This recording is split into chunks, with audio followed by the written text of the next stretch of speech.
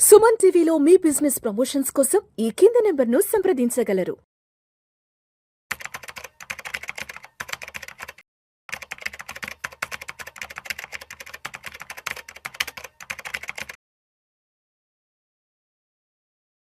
Hello everyone, welcome to Suman TV channel viewers.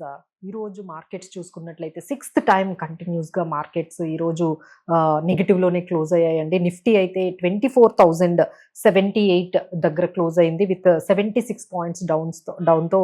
అలానే సెన్సెక్స్ అయితే 76,909 325 points డౌన్తో Sensex close అయింది. సో బాగా మనల్ని మొత్తం నాట్ ఓన్లీ ఇండియన్ మార్కెట్స్ అండి, మీరు చూసుకున్నట్లయితే US markets, European markets, even Asian markets అన్నీ కూడా మనకి డౌన్ అయ్యాయి. సో మెయిన్ రీజన్ మనం చూసుకున్నట్లయితే US Iran conflict no end అన్నట్టుగా మనకు కనిపిస్తుందండి. యుఎస్ ప్రెసిడెంట్ ట్రంపే స్వయంగా అసలు యుఎస్ లో ఇరాన్తో ఇంకా ఎలాంటి పీస్ టాక్స్ మేము చేయడం లేదు, ఈ స్ట్రేట్ ఆఫ్ హార్మోజ్ ఏదైతే ఉందో అది మా టెరిటరీలోకి వస్తుంది, వాళ్ళతో ఇక ముందు కూడా అసలు ఎలాంటి పీస్ టాక్స్ కూడా మేము చేసే నెగోషియేషన్స్ కానీ లేకపోతే పర్టికులర్ డిస్కషన్స్ కానీ ఏవి ఉండబోవు, అలాంటి డెడ్ లైన్స్ కూడా మేము పెట్టుకోలేదు అని చాలా మనకి కాన్ఫ్లిక్ట్ అనేది ఇంకొంచెం ఎస్కలేట్ అయినట్టుగా మనకి కనిపిస్తుందండి. సో అందుకనే మనకి క్రూడ్ ఆయిల్ కూడా $91 పర్ బ్యారెల్ ఎప్పుడైతే అయిందో, అలానే మన రూపీ కూడా డిప్రిషియేట్ అయ్యి 95.76 దగ్గరికి వెళ్ళిందండి. సో ఈ విధంగా క్రూడ్ ఆయిల్ ఒకవైపు $91.91 అబౌవ్ ట్రేడ్ అవుతుంది. అలానే మనకి రూపీ కూడా 95.76 దగ్గరికి రాగానే ఈ ఇండియన్ మార్కెట్స్ నెగిటివ్ లోకి వెళ్తూ ఉన్నాయి. అలానే వాళ్ళు ఫెడ్ మినిట్స్ కానీ మనం మాట్లాడుకున్నట్లయితే యుఎస్ లో 15 years హైకి యుఎస్ బాండ్ ఈల్డ్స్ ఆల్మోస్ట్ 5.3% అండి. 15 years లో ఇంత హై ఈల్డ్స్ అనేవి, ఇంట్రెస్ట్ రేట్స్ అనేవి ఇప్పటి వరకు ఎప్పుడూ పెరగలేదు. US Fed minutes of meeting మనకి త్వరలో షార్ట్లీ రాబోతుంది. సో అందరూ వర్రీ అవుతున్నది ఏంటంటే ఫెడ్ ఇంట్రెస్ట్ రేట్స్ పెంచబోతుంది, ఎందుకంటే ఇన్ఫ్లేషన్ అనేది యుఎస్ లో చాలా ఎక్కువగా ఉంది. బాండ్ ఈల్డ్స్ అయితే 15 years అబౌవ్ లో ట్రేడ్ అవుతూ ఉన్నాయి.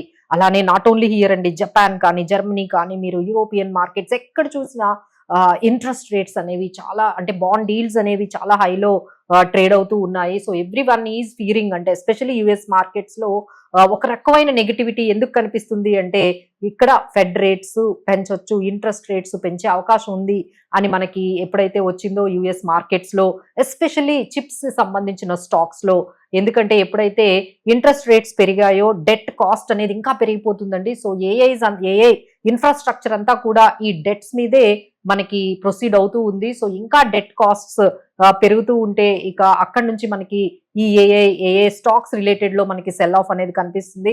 అదే మనకి ఏషియన్ మార్కెట్స్ లో కూడా సెల్ ఆఫ్ అవ్వడానికి కారణం ఏంటి, అక్కడ ఎస్పెషల్లీ సౌత్ కొరియాలో కూడా ఆల్మోస్ట్ ఇండెక్స్ కూడా 6% వరకు ఫెల్ అయింది. చిప్ స్టాక్స్ అన్ని కూడా పడిపోతున్నాయి, ఎందుకంటే ఇంట్రెస్ట్ రేట్స్ పెరుగుతూ ఉండొచ్చు అనే న్యూస్ రాగానే ఇక మనకి ఈ టెక్నాలజీ ఏఏ బేస్డ్ టెక్నాలజీ చిప్ స్టాక్స్ లో మనకి షార్ప్ ఫాల్ అనేది మనకి కనిపించింది. అలానే అక్కడ మనం యూరోపియన్ స్టాక్స్ చూసుకున్నట్లయితే ఇక్కడ యుఎస్ ఇరాన్ మధ్య ఎటువంటి ఒప్పందం జరగడం లేదు, పీస్ టాక్స్ జరగవు, ఈవెన్ టాక్స్ కూడా ముందుకు వెళ్ళలేకపోతున్నాయి అనే వర్రీస్ తో యూరోపియన్ మార్కెట్స్ కూడా నెగిటివ్ గా ఉన్నాయండి. సో ఓవరాల్ గా గ్లోబల్ మార్కెట్స్ క్రూడ్ ఆయిల్ $91 వైపు వెళ్ళడము, అలానే యుఎస్ ఫెడ్ మినిట్స్ అనేవి చాలా నెగిటివ్ గా రాబోతున్నాయని తెలియగానే సో ఇమీడియట్ గా మార్కెట్స్ అన్ని కూడా మనకి నెగిటివ్ లోకి వెళ్ళిపోయాయండి. Asian markets, Indian markets as well as US markets అన్ని కూడా నెగిటివ్ గా వెళ్ళాయి. సో ఇక్కడ మనం చూసుకున్నట్లయితే support levels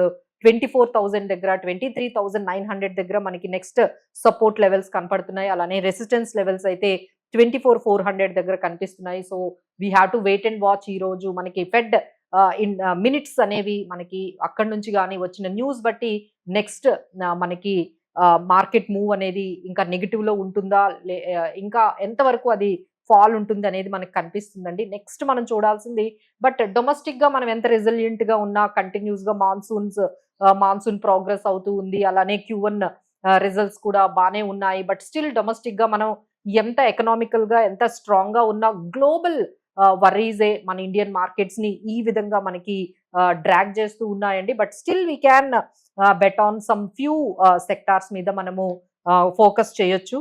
so defence stocks లో అయితే మనము ఇంకా ఈ టైంలో expect some rally in defence stocks లో కొంచెం ఇలాంటి టైంలో మనము ఏవైనా మార్కెట్స్ లో ఈ విధంగా డౌన్ ట్రెండ్ కనపడుతూ ఉంటే ఆపర్చునిటీగా తీసుకొని బై చేసుకునే అవకాశం అయితే మనకి డిఫెన్స్ స్టాక్స్ లో కనిపిస్తుంది. అలానే షుగర్ స్టాక్స్ లో కూడా కొంచెం బయింగ్ అనేది మనకి సపోర్ట్ అనేది కనిపిస్తుంది. అలానే మనకి ఈ బ్యాంక్ లో అంటే గ్లోబల్ డెట్ అంతా కూడా మనకి ఎక్స్పెన్సివ్ అవుతూ ఉంది కాబట్టి so US, Japan, Germany, France ఇవన్నీ కూడా బాండ్ ఈల్డ్స్ పెరుగుతూ ఉన్నాయి. సో ఈ బ్యాంకింగ్ రంగంలో సంబంధించిన ఈ ఈ బ్యాంక్స్ ఏవైతే ఉన్నాయో కొంచెం వాలటిలిటీ అనేది మనకి కనిపిస్తుందండి. సో ఫార్ ఆల్ ఓవర్ అంత ఫోకస్ కూడా ఇప్పుడు US fed interest rates, US inflation, ఈ బాండ్ ఈల్డ్స్ పెరగడం అనేది చాలా వరీసమ్ గా ఉంది. అండ్ అగైన్ ఈ యుఎస్ క్రూడ్ ఆయిల్ కూడా యుఎస్ లో ఇరాన్ టెన్షన్స్ వల్ల క్రూడ్ ఆయిల్ అగైన్ $91 కి వెళ్ళింది. So now everywhere global either domestic గా కూడా ఇది కంప్లీట్ గా నెగిటివ్ న్యూస్ గా వెళ్ళి మార్కెట్స్ చాలా షార్ప్ గా 24,000 దగ్గరకి మనకి సపోర్ట్ తీసుకున్నాయండి. So maybe tomorrow also if this is the things are still continuing, interest rates పెరుగుతాయని న్యూస్ రాగానే ఫస్ట్ ఏషియన్ మార్కెట్స్ పడిపోతాయి. ఆ తర్వాత మనకి యుఎస్ మార్కెట్స్ లో నెగిటివ్ ఉంటుంది. ఆ తర్వాత ఇండియన్ మార్కెట్స్ లో కూడా ఆ నెగిటివిటీ అనేది మనకి కనిపిస్తుంది. బట్ ఓన్లీ గుడ్ న్యూస్ ఇప్పుడు ఉన్నదంతా కూడా మనకి సెకండరీ మార్కెట్ లో ఉన్న ఈ బ్యాడ్ న్యూస్ పక్కన పెడితే అంతా కూడా ప్రైమరీ మార్కెట్ లో యాక్షన్ అయితే చాలా కనిపిస్తుందండి. Let start with primary market లో ఎలాంటి యాక్షన్ అంటే ఐపీఓస్ మీరు గమనించినట్లయితే చాలా ఐపీఓస్ మనకి వస్తూ ఉన్నాయి. So let's focus on few IPOs ఈ రోజు మనము డిస్కస్ చేసుకుందామండి. సో మీ అందరికీ తెలుసు that is Lalitha jewellery IPO closing ఈ రోజు అవుతోంది. సో వీళ్ళు కూడా అంటే ఆల్మోస్ట్ 201 ప్రైస్ బ్యాండ్ దగ్గరకు వచ్చారు. బట్ స్టిల్ దాని మీద అంటే లిస్టింగ్ అనేది ఎంతవరకు జరుగుతుంది, ప్రీమియంలో జరుగుతుంది అనే దాన్ని కొంచెం లైక్ మిక్స్డ్ రివ్యూస్ అనేవి వచ్చాయండి. So this is about and ఇంకొకటి ఏంటంటే మనకి న్యూ ఐపీఓ కూడా మనకి రాబోతుంది. That is hitech engineers limited. ఇది August 24 నుంచి 27 వరకు ఉంటుంది. Issue size 136 crores and price band 50 rupees నుంచి 53 రూపీస్ వరకు ఉందండి. మార్కెట్ క్యాప్ అయితే 500 crores ఉంది. సో ఇది ఒక మెయిన్ బోర్డ్ ఐపీఓ మనకి వస్తుంది. ఇంకొకటి మనం చూసుకుంటే సింబయోటిక్ ఫార్మా ల్యాబ్ ఐపీఓ అనేది మనకు రాబోతుంది. సో డేట్ ఇది కూడా August 24 నుంచి 27 వరకు వస్తుంది. సో ప్రైస్ బ్యాండ్ అయితే 933 నుంచి 988 వరకు ఉంది. లాట్ సైజ్ అయితే 15 అండి. మినిమం అప్లికేషన్ అమౌంట్ అయితే మీకు దాదాపుగా 15,000 వరకు మనకి వస్తుంది. సో ఇది కూడా మార్కెట్ క్యాప్ 6,348 వరకు ఉంది. ఐపీఓ సైజ్ అయితే 1,757 crore వరకు ఉందండి. సో దీస్ ఆర్ ఆల్ కొత్తగా వస్తున్న ఐపీఓస్. అయితే రీసెంట్ గా లిస్ట్ అయిన ఐపీఓ మనం చూసుకున్నట్లయితే బెహరీలాల్ ఐపీఓ అయితే మనకి దాదాపుగా లిస్టింగ్ ప్రైస్ కన్నా 35% తోని మనకి లిస్టింగ్ అయిందండి.